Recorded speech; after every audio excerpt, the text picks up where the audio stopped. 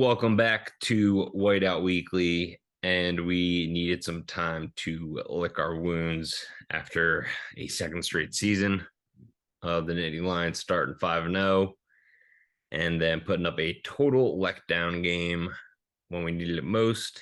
And I think letdown is putting it lightly there. Losing to Michigan last week, falling to number 16 in the AP poll, which is pretty generous, as you said before the show. Only down 6 spots, which I think is a testament to how good Michigan actually is. Much more on that game, and the much hyped whiteout game versus Minnesota. But before all that, we're gonna head around the trenches. Obviously, the biggest news I think out of the Big Ten was Michigan showing that they're an absolute force, even with a QB change. I thought it was weird that Ohio's number 2, Michigan's number 4. I thought it was kind of weird. Ohio State was off, so they couldn't do anything. But I thought for at least this week they should be flip flopped, right? Yeah, the way they do the AP poll, it's very it's hard to kind of gauge because some voters do it where what have you done for me lately? Truly, what teams have you played? And others are voting based on where they think teams will end up. Ultimately, between those two teams, unless something crazy happens, it's likely going to come down to the game at the end of the year, and they'll settle it then and there. But it does seem odd. It seems like Michigan should probably, be in that number 2 spot. But yeah, moving up. It all comes down to who's voting and how they vote, or even just at least one spot ahead of Ohio State because they were off just for the week. Other news around the trenches, aka the Big Ten, Minnesota lost their second straight game. Talk more about them. But Davey, what did you see other than the travesty in Ann Arbor? So just one point about the travesty. So interesting little scuffle at halftime. So Michigan Stadium in Ann Arbor, very odd setup, old school setup where there's one tunnel in and out to the field. So especially at halftime, depending on how the game's going, both those teams are going to mingle together as they're heading to their respective locker rooms. And there was some jawing. Didn't get the full script of what was said, but I'm sure it wasn't PG. Between the two schools, Franklin was involved trying to get his team out of there to the locker room. Franklin even made some comments after the game and this past week about how that needs to change. But college football is going to have traditions. Each stadium is going to be different, and ultimately, if you don't like what's being said to you, don't go out there and get your ass whooped by Michigan 41-17. And that score was a lot closer than it should have been. Probably about 52-59-10, call it. I was about to say that exact point. But I agree. Keep the tradition of the same tunnel. If you can't hang losing at halftime, you're not going to be able to come back and beat them in the second half. There's something it's like Iowa with the pink locker rooms for the opposing team. If you don't like it, go in there, whoop their ass, and kin it. Does that work? Pink locker room. As soon as you see it, it's going on. So the psychological warfare is over. It's like I know they made this pink to try to get in my head, so I'm not going to let it. Never understood that. Another knock on Iowa as a reason why I hate them. Another thing that I had was just the Big Ten West and how it's kind of unfolding. Purdue surprisingly having a sharp season after dropping that opener to us, sitting pretty at 5-2 with just, other than us, just that crazy loss in the Carrier Dome to Syracuse, but keeping pace with Illinois. So the clear favorite for the West the past few years has been Michigan State, Wisconsin, but looking like we're going to have a different candidate coming out of the West this year, at least headed to Lucas Oil, Illinois, but the Illini and Purdue holding it down on the west side. Illini, they're number 18, I believe, correct? Yeah, and rolling. And they play Illinois, Purdue play 3 weeks from now. Yep. On November 12th, Ohio State, Michigan, obviously November 26th, last game of the season. So yeah, it seems like a four-horse race for the Big Ten title. And then I think obviously the East has the advantage in the game in Indy. But back to your point, we said we weren't going to talk about Michigan, but just have to bring this up. Just, yeah, it was a miracle that we were even in that game at halftime. Like, I wrote it down. So in the first half, 4 drives. First 2 were 3 and outs. 6 plays, 14 total yards. Michigan's first 2 drives, 24 plays, 141 total yards, but only 6 points because we held them stout in the red zone. Our next drive was a 7-play, 75-yard touchdown drive with 62 of those yards coming on the Clifford rumbling, bumbling, stumbling down the field, fastest man alive. And then the interception, the bang, bang, boom, felt like, have you seen Not Another Team movie? Yeah. That announcer was like, bang, bang, boom. What the hell just happened? I feel like that on that interception.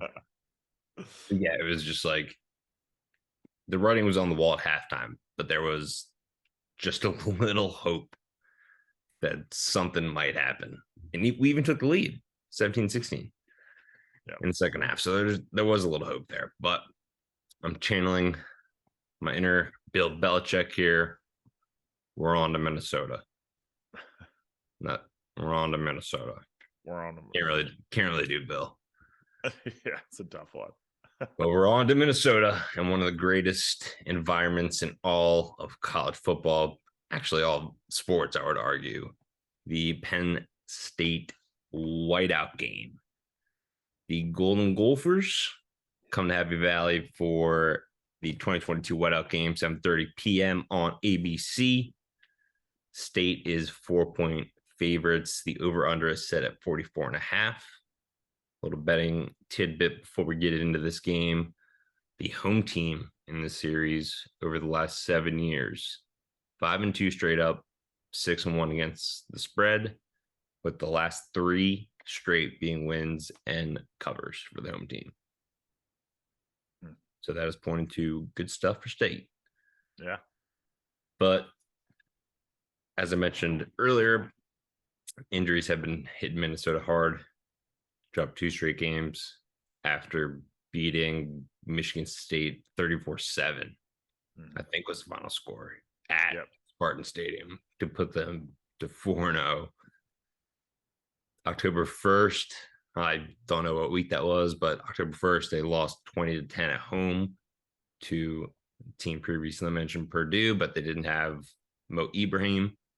Ibrahim? I've heard it both ways. I think it's Ibrahim. Ibrahim. Yeah.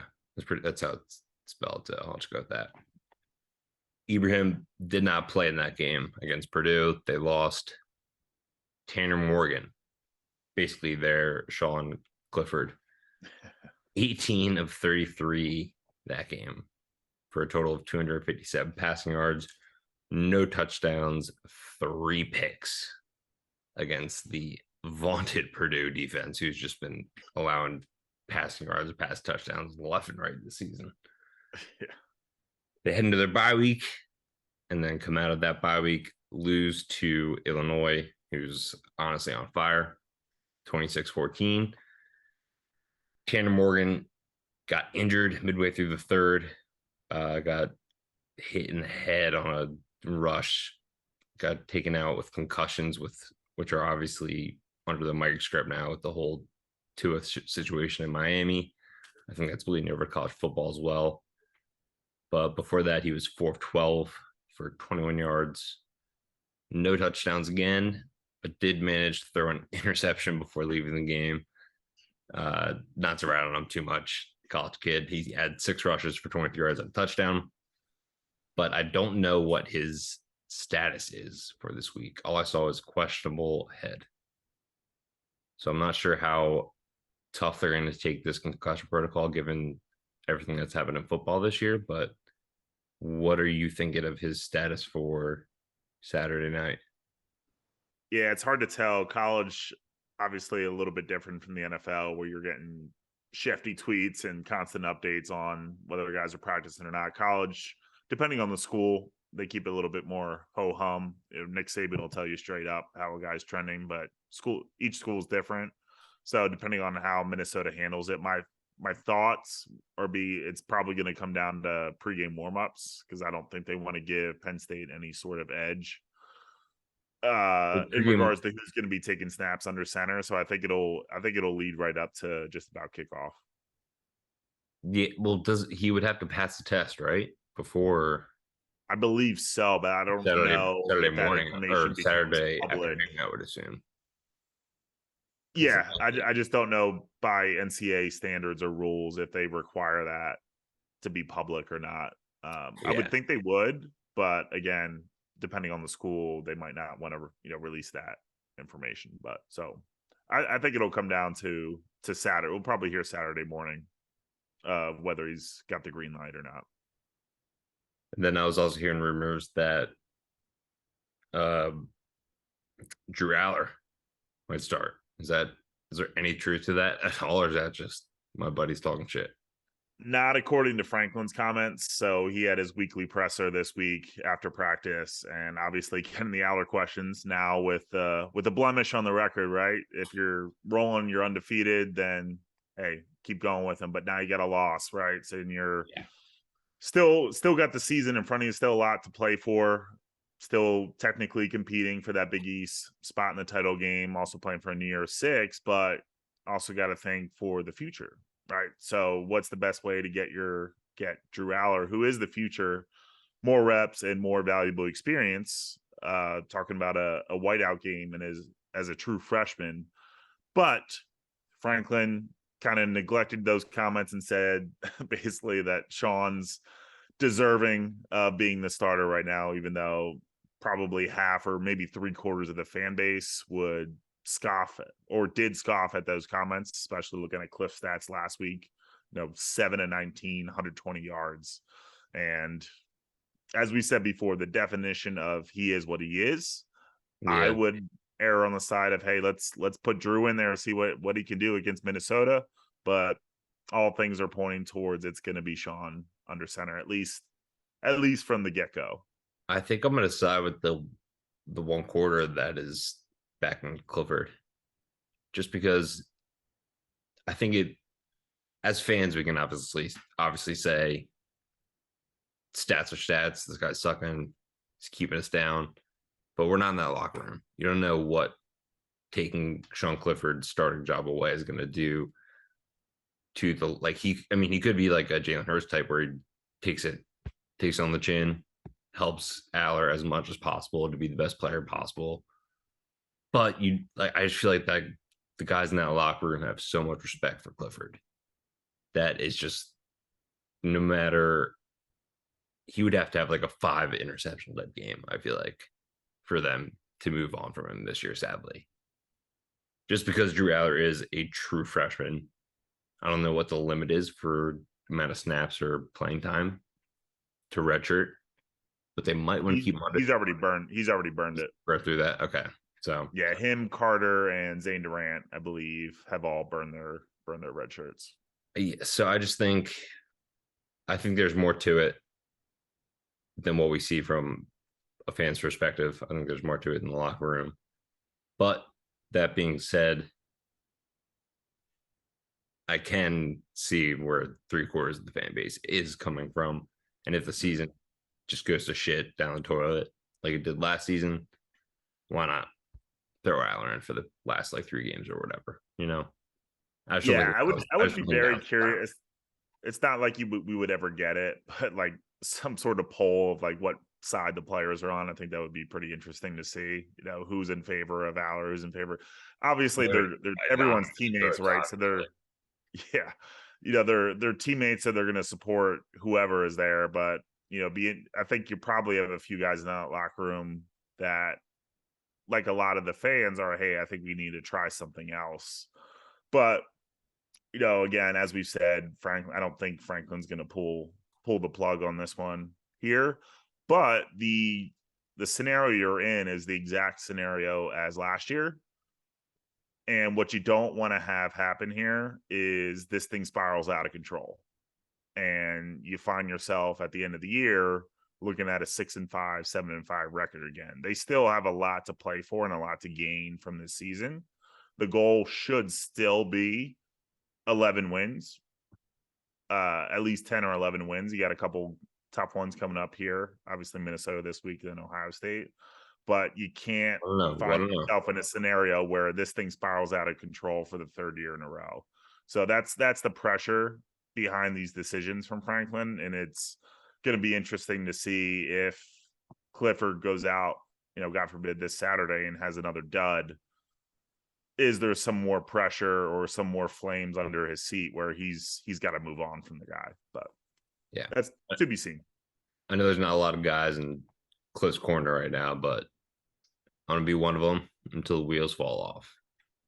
But speaking of the wheels falling off, if Tanner Morgan cannot go Saturday night, Minnesota will probably, I didn't check their entire depth chart, but they're probably going to go with redshirt freshman.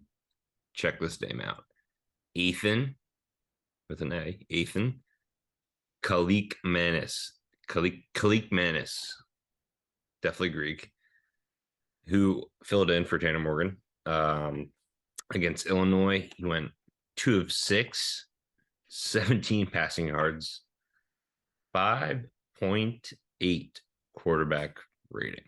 Didn't know that was even possible to get single that digits. low. That's rough. I think if you throw it, or maybe it's passer rating. If you throw it in the dirt, it's like a 33 point something passer rating. Yeah. So, he got worse than just literally chucking it into the ground every time he got a snap in a passing situation. But the main focus, I think, of the Minnesota offense, they're extremely run heavy. 259 rushing attempts to only 145 passing attempts.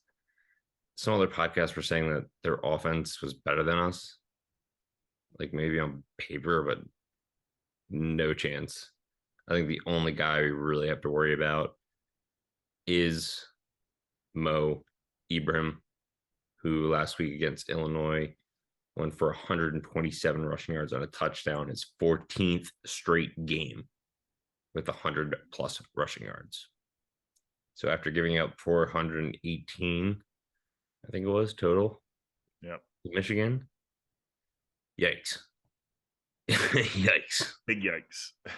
Not looking forward to seeing Ibrahim at all. No, and it's got to start with the linebacking core. They were completely absent last week. For me personally, I thought Abdul Carter should have been out there more. And the trend seems to be that it comes down to where he's spelling guys, where it's, Jacobs takes a breather and Carter's in there. Really, it needs to be Jacobs and Carter out there, even if they got to shift some of their roles up. But you got to get your best playmakers on the field. But that linebacking core, obviously the defensive line plays a part in that as well. But the linebacking core's got to be better this week. Minnesota's, like you mentioned, huge star at the tailback position, averaging 227 yards per game at 16th in the nation. So that's their identity. They don't pass the ball particularly well. You got to, if Morgan goes, he's experienced, just like we said, Cliff is, but they're going to run the ball. You didn't do so hot last week. So what are you going to change this week to make sure that doesn't happen again? Yeah, hate going back to Michigan, going against my word that we're on to Minnesota, but we had 12 missed tackles on running plays to their 1. Corum had 8 missed tackles forced. Donovan Edwards had 4. Mm-hmm. So Ibrahim and Mayan Williams are 5th and 6th in the nation with 28 and 26 missed tackles forced this season, with only 5 games played, and the 4 above them had 7. Jeez. So not good. And then another startling stat. I just got to get this off my chest. So PFF does this rushing direction tracker. Mm-hmm. So between the tackles, this was our biggest fear coming into the season, was losing the trenches. Between the tackles, Michigan had 233 of their 418 total rushing yards between the tackles. That's over 55%. And they just continued to exploit that. Over 53% of their total carries going right down Broad Street or Beaver Avenue, I guess, and over 8.5 yards per carry through the A or B gaps. So just absolutely demolished up front. Really, really hoping that doesn't happen again, because if it does, we're looking at a very close game, possibly a loss, second straight loss. Because Mo Ibrahim is the real deal. He can take over a game. College football's like college basketball, one of those sports where you've one good player on offense, he can totally break a game open. Yeah, and especially with just this matchup, obviously it's the whiteout game, so it's the mecca and the prime spot in the season to be at Beaver Stadium. But with both these teams, the way it was shaping up was looking like potentially, knowing the Michigan game was going to be a tough game as it was, but this potentially being a battle of two undefeateds. Minnesota coming off 2 straight losses, Penn State coming off a loss and facing, like I said, same scenario as last year where you don't want this to get out of control. These two teams are going to both itching to get a win here. And Minnesota, they're, even with those 2 straight losses, they're not going to come in and lay it down and die and put the season down. They're going to come in, they're going to continue to do what they do best, and they're going to give Penn State their best fight. So really, really, really need hoping that they had a strong week of practice, and Manny Diaz, Franklin, and staff are making the necessary adjustments and reviewing that god awful film. It's definitely not a tape where you just get rid of it and move on. Michigan exposed them and showed a lot of their flaws. So they need to review that film. And I'm sure they did, as painful as it was, but they got to make the adjustments. This is why they're getting paid the big bucks. But they got to show us something different on Saturday. So, yeah, I think on offense, Minnesota's very much one-dimensional. You stop Bo, you stop the Golden Gophers. Looking up their defensive stats, they have a tremendous defense up there in Minnesota. So rushing, they give up 104.5 yards on the ground. Good for 20th in the FBS, and have allowed only 3 rushing touchdowns this entire season. That was crazy to me. So led by 2 upperclassmen, an interior defensive lineman, Joel Carter, 6'2", 300 pounds. Massive guy on that inside of the D line, place of nose tackle. And then their linebacker / edge hybrid, Thomas Rush, who's 6'3", 250 pounds. He's second on the team with 9 quarterback pressures this year and 1 sack. And then also on that awesome D line that's stuffing opponents' rushing games. Besides last week, Chase Brown went, I believe, for over 100 yards. 43 carries, Chase Brown said. That's crazy. That was just all rushes. So those 2 upperclassmen, they also have 2 redshirt sophomores. Danny Strigow, 6'5", 250. He's opposite of Thomas Rush, leads the team in sacks with 3. And then Jahad Joyner, 6'2", 300 pounds. He's more of a pure defensive end, lines up 3-point stance on the line. He leads the team in quarterback pressures with 10. So Michigan's offensive line defensive line exposed our offensive line for sure. And it seems like their power comes from their interior. So big game for Drew Scruggs, Wormley, all the guys on the inside, and Olu on the outside, because these edge rushers are no joke. Yeah, gonna be curious. I know we were talking about the injury report before for Minnesota, but for Penn State as well, Landon Tengwall did not go last week. He got injured in pregame warmups, so Norzak got thrown in there. So Tengwall, he's had his ups and downs, but he's been pretty solid at that left guard spot for the year. Mm-hmm. So knowing Penn State, you're talking about how teams and how they disperse information. You're not going to get anything from Franklin. So going to be interesting to see if he's ready to go for this week, because that's going to be a key piece, not just starting at left guard, but to add to that depth, because they're going to need, like you mentioned, that O-line to be ready to go for that interior. Because, I think it's going to be obviously a very hype, energetic environment in the whiteout. I think the script of the first couple plays is going to have to be run the ball, kind of settle everyone down. And we're gonna need guys like Denwell to be in there just to get that push, because we didn't have it against Michigan at all. No, they're past. Yeah, and then just a couple other notes too, defense wise. So with that strong interior, they've only got 9 sacks on the year, so they are getting pressures on the quarterback, but not quite getting all the way home. So some hope there. And then net turnover margin for Minnesota as a team is at 0. So another key opportunity here, if you win the turnover battle, especially in a whiteout, if you get that crowd going, Zombie Nation, after a nice pick or a fumble recovery, that's going to be key to get the momentum in this ball game. So need to get back to forcing those turnovers like we were leading up to that Michigan game. Yeah, I think between their two quarterbacks over the last 2 games, so Morgan had 3, 1, and then Khalik Manis 2, so 6 over the last 2 games, 6 interceptions. So definitely due for some takeaways, as is the Minnesota passing defense. Again, these stats astounded me. They have veterans all across the secondary, very talented. They allow 159.2 yards through the air and only 4 passing touchdowns all season. So 4 passing touchdowns allowed all season, 3 rushing touchdowns allowed all season. That's nuts. That's crazy, yeah. That blew my mind. So they're led by outside cornerback Terrell Smith and safety duo Jordan Howden and Tyler Nubin, who also play in the slot and are second and third on the team in tackles. So they can also play in the box, come up, stuff the run. Their most targeted secondary player is sophomore Justin Wally. Love that last name.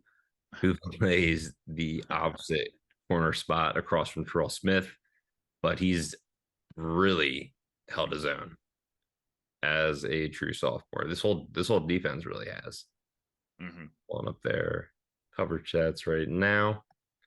So Wally's been thrown out 28 times, good for 10 yards a catch, 17 catches, 170 yards, 1 pick, no touchdowns, and only 1 penalty in coverage.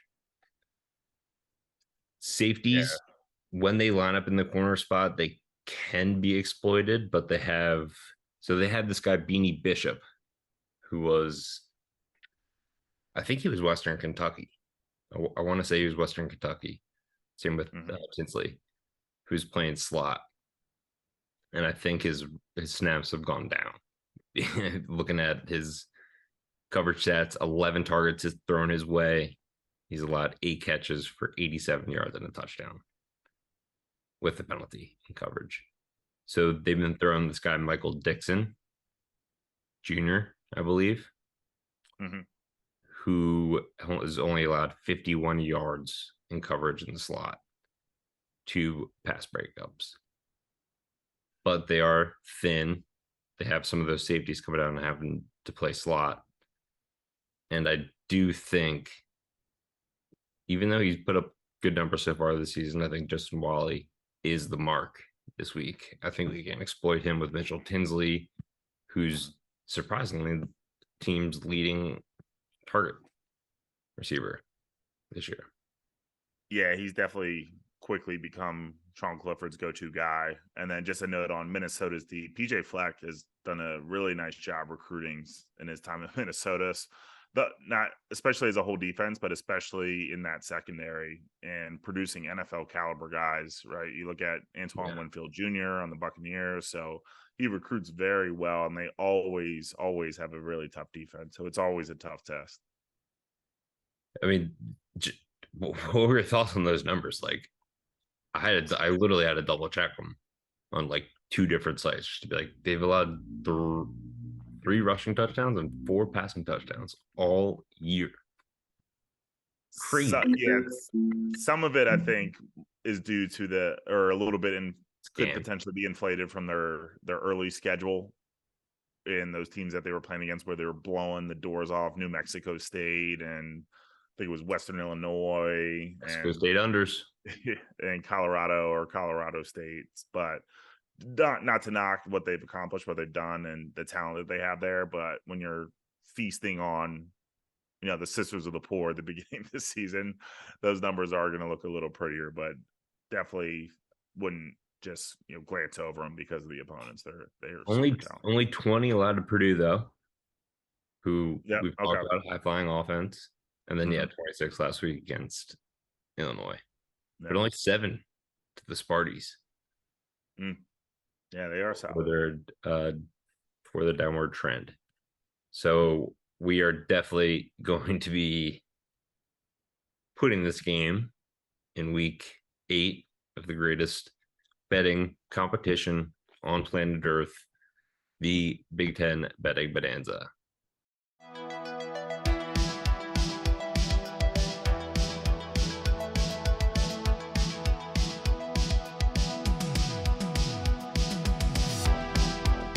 Week number 8 of the Big Ten Betting Bonanza, and I'm questioning why I'm even still in the competition. It's getting pretty ugly out there for me. We're going to recap week number 7.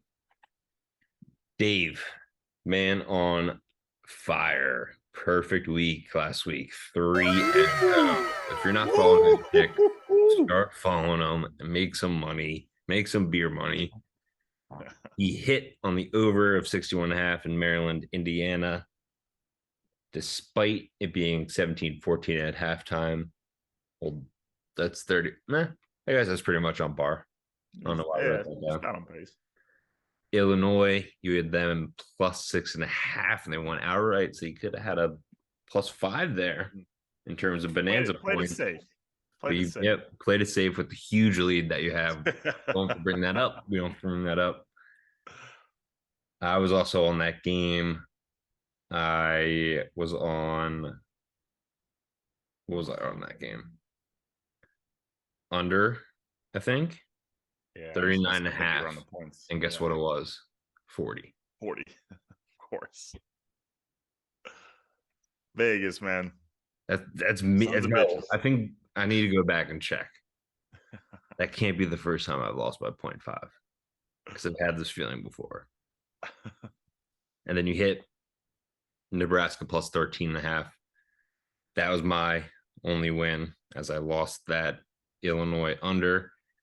Hit the over in Nebraska over 50.5, and then we won't talk about Penn State money line loss. So on the year, listen to these numbers. Mr. Dave Barron, 13-5 record, up 8.75 units, and most importantly, plus 19 Bonanza points. If only those were the only bets I ever make. I need to. I'm a man of my word. I'll keep placing the bets that I say on the podcast, but I need to place triple on yours just to make up for what I lose. This is getting out of hand. My 4th straight week, going 1-2, only gaining 1 Bonanza point. I lost another 1.5 or 1.1 units last week. bringing my season total. I had a slight error last week. I was 7-7-1, so perfectly 500. Now I'm in the dumps. Now I'm in the dumpster. Now I'm the trash man. 8-10-1 on the year, minus 2.2 units. 8 Bonanza points to Barons plus 19. It's over. It is over. I'm Still calling. a lot of bets to be made. I'm calling it. Week 8, you got a clean my slate. corner seeing my face getting beat in and thrown in the towel. They're like, end this now. But in the spirit of competition, it will go. It will go on. You got this. You got the honors first, my man. All right. First up, I am just take it easy on me this week. Okay. I'm gonna keep or go back to my trend of my point totals this week. That'll be the common theme. So Ohio State. Total man, dude. You're the freaking total man. Ohio State versus the Hawkeyes. I'm going to go ahead and take the over 50 here. I think the Buckeyes get it by themselves.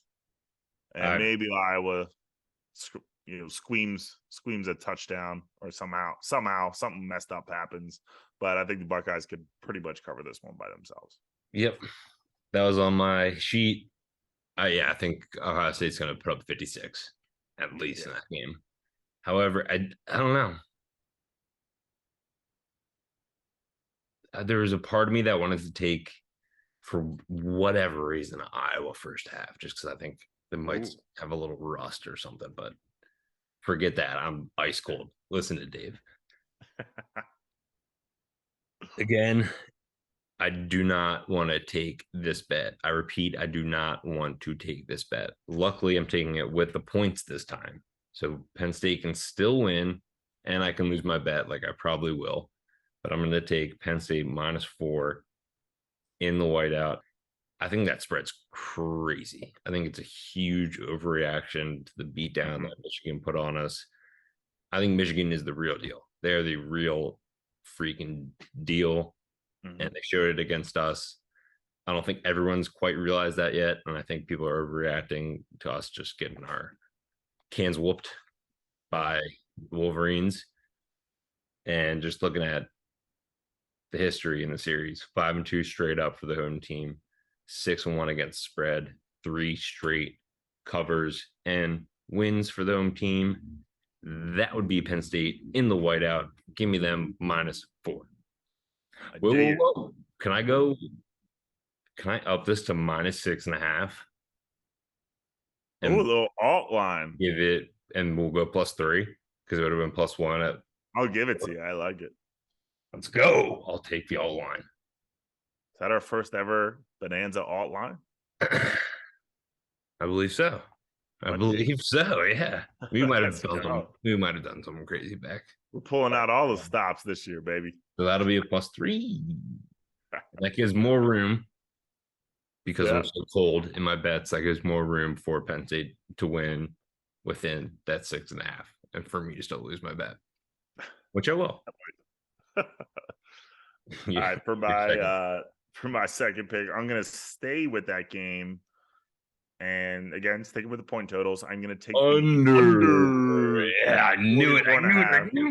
God, absolutely no fact or merit based spitting here, but whiteout games for me tend to be lower scoring, and I think that trend will continue. Do like that 6.5. I think Penn State can win by a touchdown here and should win by a touchdown, but I do think it'll be a lower scoring affair. So under 44.5. Yeah, I was gonna double dip in that one. Gosh darn it. Okay. Recalibrate here. Refocus. So there was a very smelly spread that immediately jumped off my computer when I saw it. Team we have discussed. Purdue, 5-2, 3-1 in the Big Ten, going to Camp Randall to face Wisconsin, 3-4, 1-3 in the Big Ten. If I were the odds makers there, I would say Purdue -3.5, -4. Wisconsin's -2.5. Tell me how that makes any sense. That says Nittany me, Lions. the sports book are begging you to take Purdue money line. Yeah. Don't go contrarian. Give me Wisconsin. Actually, I don't even know what the money totals are. So I'm not a contrarian. I'm just going against what I think average Joe would do here. So I'm going Wisconsin minus 2.5 at home over Purdue. Big upset that will shake up the West that everyone cares so much about. And I think it'll just give the green light to Illinois to really only have to look forward to that Purdue game, beat them. Yeah. They're going to Indy. So give me Wisconsin minus 2.5. All right, for my last pick, again, gonna stay with that game, and I've been liking my Purdue overs. Well, I guess. Yeah, not a lot to pick from, but I'm gonna go with the over in this one, over 51 between the Total man. Badgers. Total man. Yeah, it's another good one. I had that on my board as well. Okay. My last pick. So I got a +3 there. I got a +1 with the Wisconsin. I'm gonna go ahead and get crazy. I'm gonna go another +3 in the board. Ooh. Noon game on the Big Ten Network. Indiana's going to Rutgers. And Indiana, I was looking at, they played Maryland very tough last week. I believe they only lost by 5 points. Yeah, 38-33. Yep. They're currently on a 4-game losing streak. But if you look back to week 1, it would have been week 2 for the team they played, I think, Illinois. Beat them 23-20. Yeah. So they got a little something there. I'm going to take Indiana money line over the Scarlet Knights in wherever they are in New Jersey. Piscataway. Yeah, there. So let's go Hoosiers. Hoosiers. Alrighty. There are the 3 picks each for week 8 of the Big Ten betting bonanza. Again, follow Dave. Probably fade my picks. Definitely fade my picks besides the Penn State one, obviously. And obviously, once again, thank you guys for tuning in, listening to us talk Penn State football. We're looking forward to bouncing back this week with the big whiteout game. We're hyped. I cannot wait for Saturday night. It's going to be awesome. Can't wait for the videos, the HD, awesome photography to come out, slow motion entrances of the tunnel. Can't wait for all of that. Very excited. And I think I'm over the Michigan loss. I think by now I'm over it. I'm recording this on Thursday. Yep. So I'm over it. Took me solid 5 days, but I'm over it. I'm over. Moving on, baby. Let's go State, big whiteout game. And thank you once again for listening. Thanks, guys.